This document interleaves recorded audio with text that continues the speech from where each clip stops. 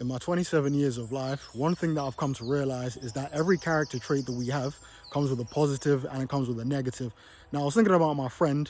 My friend's person A, I'm person B, right? And I was thinking about our differences in organization.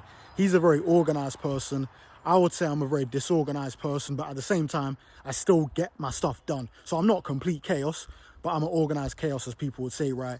And I say the difference between us is that I feel that even though having good organization is good, it means that he can do things in a timely manner. His good organization has him in his head a bit more. And because it's got him in his head a bit more, when it comes to just doing things off of a whim, it's a lot more difficult for him to do that. So for example, let's say he says he wants to go to the gym. Instead of him just saying on Monday, I want to go to the gym, and then going to the gym by Tuesday, what he'll do is that he might spend 4 or 5 days online watching videos, watching, okay, how do I do this form? What exercises I should do for each muscle? Okay, let me read some of these books on health so that I know that, okay, let me go to the gym and I can do proper form before I even start it, because there's no point in me going in and not knowing what I'm doing. Whereas like he's person A, whereas you got me person B, a bit more disorganized. I'm like, right, if I want to go to the gym on Monday, forget tomorrow, let me get the membership, let me just go in a few hours. I'll figure it out once I'm in there. So I'll go there, let me just peep left, peep right.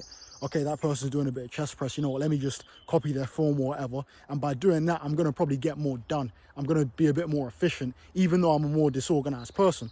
So it kind of made me think that I think a lot of people's organization skills are actually holding them back.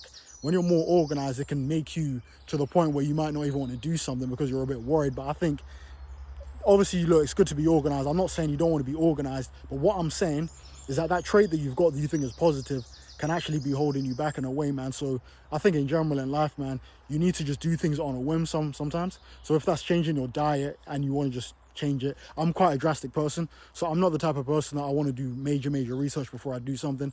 I'll try something. If I feel like it's working, then amazing. Like, I remember I was having a little brain fog for years when I was eating bread and I was eating rice. So I pretty much just stopped eating those, replaced them with other stuff.